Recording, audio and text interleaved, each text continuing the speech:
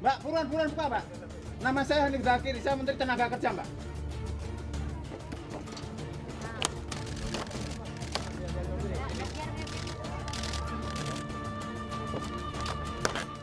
Laksanakan penenggelaman.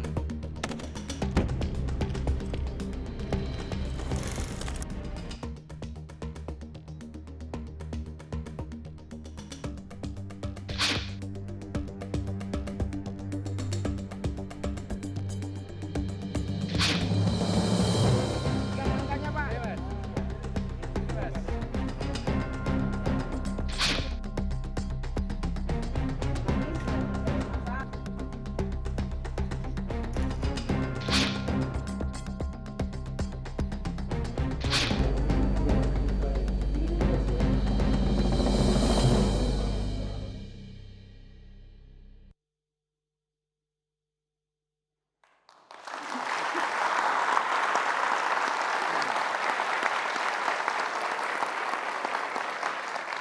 Ya, itu tadi beberapa aksi para menteri di Kabinet Kerja. Tadi diawali dengan Menteri Ketenagakerjaan Hanif Dahiri yang sudah hadir di Mata Najwa naik loncat pagar. Sudah berapa kali loncat pagar, Mas Hanif? Setelah Sering itu kali lah ya. Sering kali. Sering kali loncat pagar. Dan gimana, Mas? Apalagi dulu waktu pergi ke tempat pacarnya suka lompat pagar. Itu loncat pagar itu bagian dari itu diterjemahkan kalau diterjemahkan publik itu bagian dari kerja atau bagian dari yang tadi disebut Pak Zulkifli mungkin saja pencitraan. Nah, pertama saya jawab dulu. Satu, saya ini sebagai pribadi ya, saya ini nggak pernah berurusan dengan pencitraan. Dan saya nggak peduli dengan persepsi kayak gitu. Orang mau bilang pencitraan atau enggak, buat saya nggak penting. Emang gua pikirin, kira-kira itu satu. Yang kedua, nah saya mau ajak teman-teman publik kita di Indonesia ini untuk melihat realitas kayak di lapangan dalam kasus seperti di tayangan tadi. Kalau misalnya Mbak Najwa menjadi menteri, datang ke sebuah penampungan PJTKI, terus kemudian setengah jam udah teriak-teriak nggak bisa masuk, apa yang akan Anda lakukan? Anda hanya punya pilihan 3. Satu, Anda tunggu berjam-jam di situ yang mungkin tidak akan pernah dikasih masuk. Terus kemudian yang pilihan yang kedua Anda pulang. Terus kemudian yang ketiga Anda loncat. Mbak Najwa pilih yang mana? Saya loncat. Nah, berarti kita cocok. Tapi Dan saya- publik Indonesia saya tanya, pilih yang mana? Loncat. Dan itu menggambarkan loncatan itu menggambarkan hal-hal lain yang sudah Anda lakukan tidak Pak Menteri di bidang ketenagakerjaan. Itu Karena yang dilihat publik yang loncat, tapi kan ada hal-hal lain yang nggak perlu loncat tapi harusnya juga dikerjakan. Oh ya, kita melakukan banyak hal. Tapi dalam kasus loncat pagar itu menandai betapa problem kita di lapangan memang sebegitu complicated.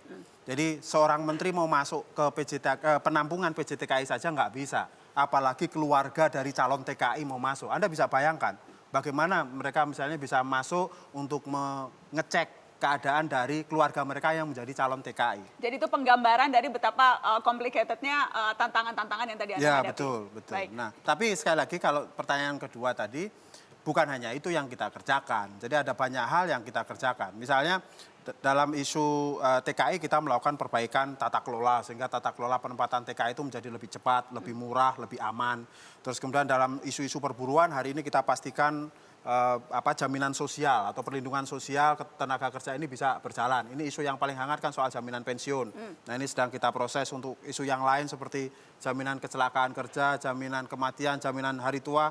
Ini sudah boleh dibilang hampir selesai, tinggal sedikit lagi gitu. Oke. Nah, jadi ada banyak soal percepatan peningkatan kompetensi tenaga kerja karena kita mau menghadapi masyarakat ekonomi ASEAN 2015. Ini terus kita genjot agar tenaga kerja kita ini bisa punya daya saing ke depan ini. Gitu. Baik, hadir juga di studio Mata Najwa yang duduk di tengah-tengah audiens, Direktur Institute for Development of Economics and Finance atau INDEF, Mbak Eni Sri Hartati. Mbak Eni, saya mau minta komentar Anda dong Mbak Eni tentang Kabinet Kerja, khususnya tentang Menteri Ketenagakerjaan ini. Ya.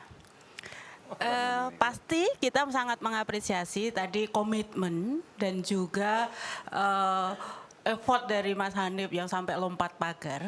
Tetapi memang yang diharapkan publik Mbak Najwa tentu adalah bagaimana tentu yang terkait dengan Kementerian Tenaga Kerja ya pasti bagaimana bisa mendapatkan pekerjaan. Itu yang konkret gitu. Karena kalau dari sisi ekonomi itu urusannya bukan persepsi. tapi yang dirasakan langsung dan bisa dinikmati langsung. Jadi itu yang memang bagaimanapun apapun yang dilakukan yang jadi ukuran adalah memang hasil. Jadi kalau mengukur kinerja satu kementerian saja, kementeriannya Mas Hanif Dahiri yang malam ini sudah berani datang ke Mata Najwa, itu bagaimana ukurannya apa nih? Yang pasti ukuran yang kuantitatif ya tentu angka pengangguran gitu kan. Walaupun angka pengangguran memang terkait tidak hanya kewenangannya Mas Hanif. Ini terkait dengan kementerian teknis yang bisa memproduksi lapangan kerja, terutama sektor industri dan sektor-sektor ekonomi lain. Tetapi memang bagaimana orang bisa mendapatkan kerja, tadi kan Mas Hanif sudah punya komitmen untuk meningkatkan skill, untuk meningkatkan kemampuan dari tenaga kerja untuk bisa mengakses pekerjaan. Nah, tentu ini kewenangannya Mas Hanif bagaimana mendorong balai-balai pelatihan dan sebagainya ini untuk meningkatkan skill dari jadi minimal para itu tenaga satu kerja. hal yang kemudian bisa dijadikan patokan atau ukuran. Baik, kita kasih tepuk tangan dong Bu Eni, terima kasih. Mas Zul, Anda mau menyampaikan apa? Ya, jadi Najwa saya tidak menilai satu-satu ya.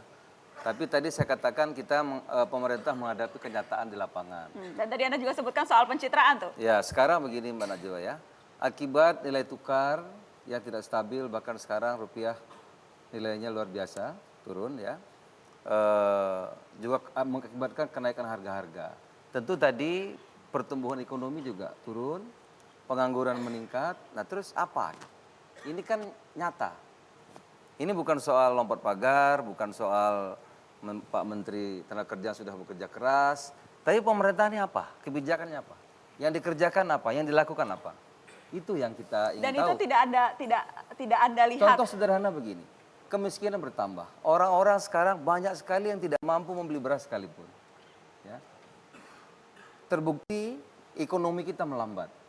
Contoh sederhana, mestinya ada kebijakan pemerintah untuk mempercepat penanggulangan orang-orang yang miskin. Saudara-saudara kita tidak mampu apa? Kan pemerintah punya Raskin.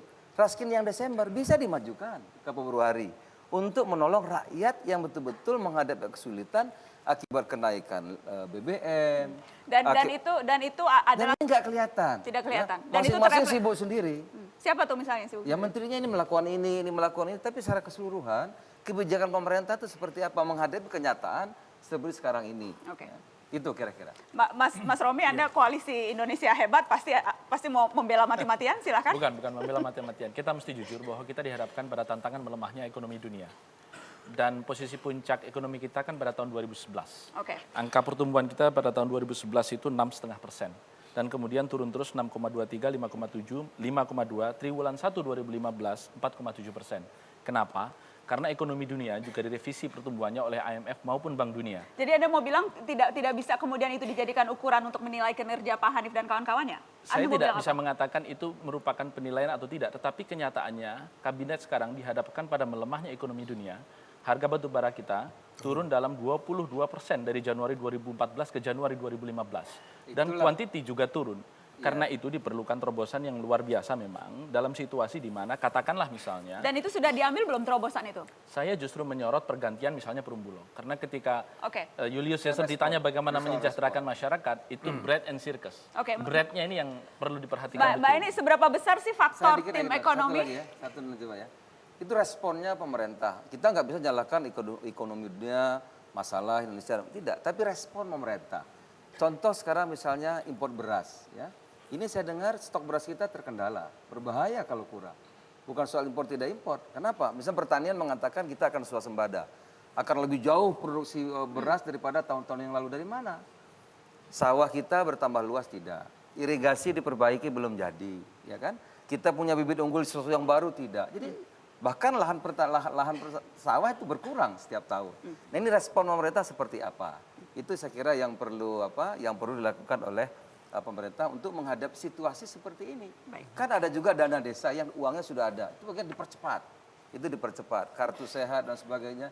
Ini yang saya harap dalam menghadapi situasi yang sulit itu respon pemerintah untuk menyelamatkan, membantu rakyat yang sulit itu seperti apa? Ini belum nampak, Najwa. Kita kasih tepuk tangan Bang Zul dan kita akan kembali setelah pariwara. Saya akan kasih kesempatan untuk menanggapi, tetaplah di Mata Najwa.